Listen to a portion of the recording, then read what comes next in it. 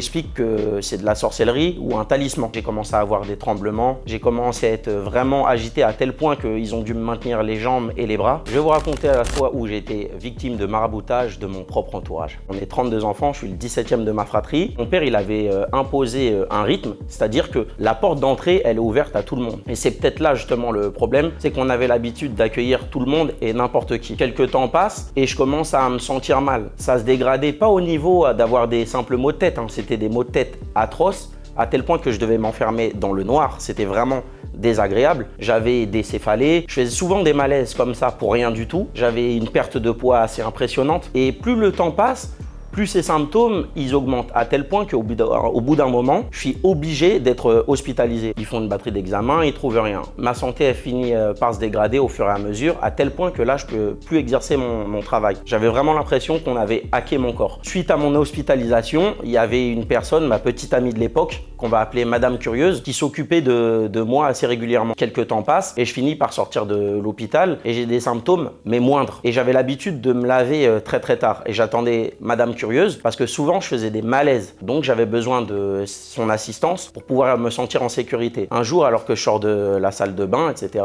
j'arrive dans ma chambre et j'avais un petit placard en bois. Et je la vois au niveau de mon placard et il y avait ma trousse de toilette. Et je la vois avec quelque chose d'étrange dans les mains. Je lui demande « Qu'est-ce que tu fais ?» Elle me regarde tout étonnée en me disant « Mais c'est ça que t'as, qu'est-ce que c'est ?» Elle pensait que je consommais de la drogue et elle me sort quelque chose qui ressemble à un pochon. Mais en réalité, non. C'était du cuir. C'était clairement un talisman en peau de bête. Paniqué, je me demande si c'est elle qui l'a mis. Je commence à l'accuser. Comment ça se fait qu'il y a ça dans ma trousse de toilette? Et je m'aperçois qu'elle sait même pas ce qu'elle tient entre les mains. Je me calme, je m'assois sur le lit et je lui explique que c'est de la sorcellerie ou un talisman. On finit par contacter une personne qui s'occupe, on va dire, de démonologie en termes plus larges ou de sorcellerie. Et il nous a demandé de décrire ce que je tenais encore entre les mains. Je lui ai dit que c'était une peau de bête pliée sur elle-même. Le mec, il me demande s'il y a une forte odeur, je le rapproche.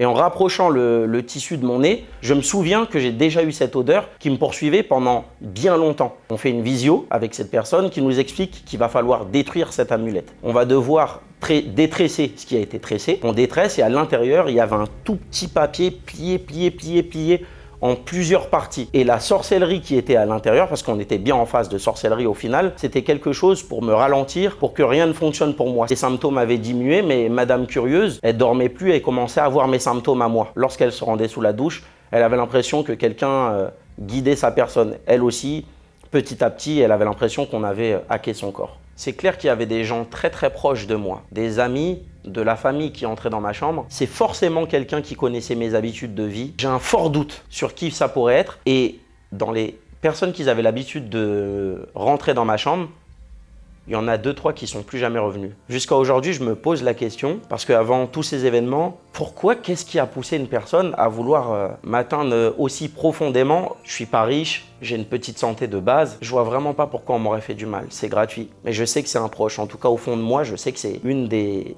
personnes qui se trouvait dans ma chambre.